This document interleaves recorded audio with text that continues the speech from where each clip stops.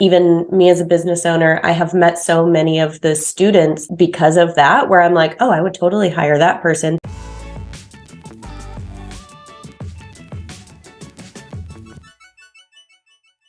So yeah, what was the job hunt like? I mean, did you start that while you were in school, or did you wait till after you were done with school? So yes, I started it a few months before I graduated with my bachelor's. Mm-hmm. I was doing the right thing and being proactive, and then the most common rejection I got was because I didn't have enough experience. And it wasn't until May where I'm still looking, and that's a longer story to make a long story short. So it wasn't until the end of May where I got accepted into the master's program at Texas Tech, so I decided to go back and get my master's degree to show that I'm serious about getting licensed. And what about year was this? Because I'm just wondering, the architecture industry ebbs and flows so much. We deal with recessions. And so there's times where the getting a job is super high, some it's really low. So around what year are we looking at for this? I graduated in December 2017, so I spent January through May 2018 looking. I started my master's program in August 2018. Yeah. And so as you were going through kind of this almost waiting period, at that point, did you think, okay, maybe I should start working on my exams? The exams, they didn't hit me until, I'll say, after I got my master's. And also a fun fact, I graduated in August 2020, so in the middle of a pandemic. Yeah. Since we had a career fair right before then. And with my previous office, they want to keep in touch because our phone interview went well. And then they invited me for a second round interview, but that's when COVID shut down everything. We remained in contact and they offered me a position in late May of 2020. Yes. Yeah. And then was that kind of the goal, is get a job first, once you're in there, get that experience, and then start working on exams? Yes, because that's also a different thing, is that Texas Tech requires 300 hours of work experience to get the Master of Architecture degree.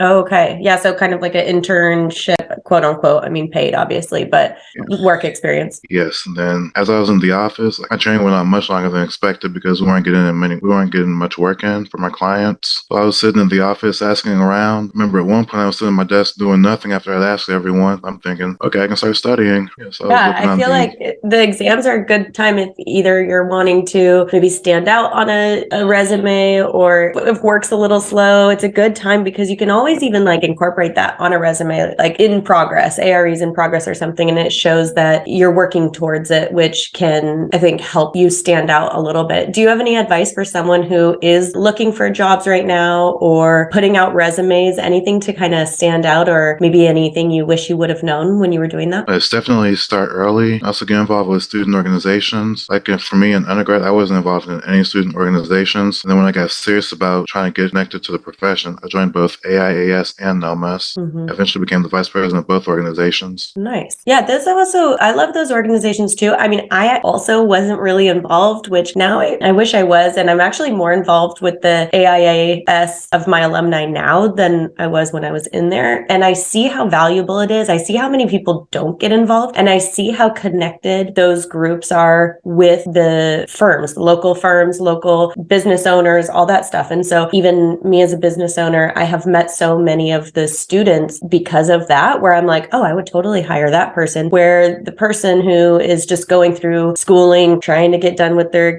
studio, but they're not actually involving themselves, it's harder for that person to get a job. So I think that's a really good recommendation. Awesome. So where are you at in your exams? I know a lot of our audience loves to hear about exams, talk about exams. And so having people who are in it, going through it, and kind of in the trenches is helpful for people to hear that path. So where are you at right now? Right now, I'm taking a break for the AREs and I'm studying for the CDT certification. That's Construction Documents Technologist. And what that essentially is showing that you understand the project from start to finish. If I can relate it to anything, it'd definitely be the pro practice exams for the ARE. Yeah, I can imagine that would help with the ARE as well. Yes. And so the benefit of that certification, is there a need for that in like the job you're in or anything like that? Or is it something you want to accomplish, or what's kind of the goal with that? It's something I'm doing for myself, because if I'm not working towards anything, it's going to be a waste of time. Yeah, that's good. It's good to find things that, you're passionate about and whatnot. So taking a break from the AREs, do you want to share a little bit about that? Or is it just burned out a little bit, ready to put it on hold and focus on something else to bring back some excitement?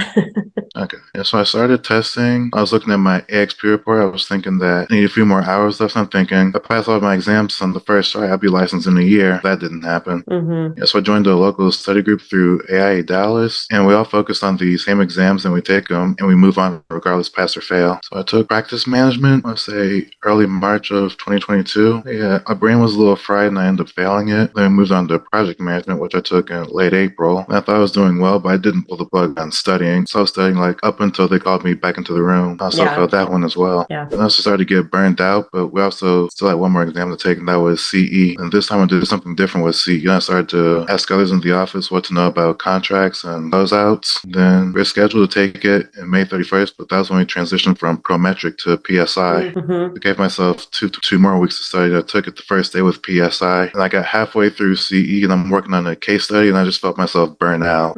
Yeah, like shut down. Yeah, so I was still trying to, as best as I could, to answer the questions. I ended up failing that one, but once that I was pretty close to passing. Then after that, I took a break from the AREs and got back to having more fun in life. Yeah, bringing back the it's hard when you have back-to-back fails because it's like, what's the point? What I need to enjoy my life while I have it, and that can be difficult.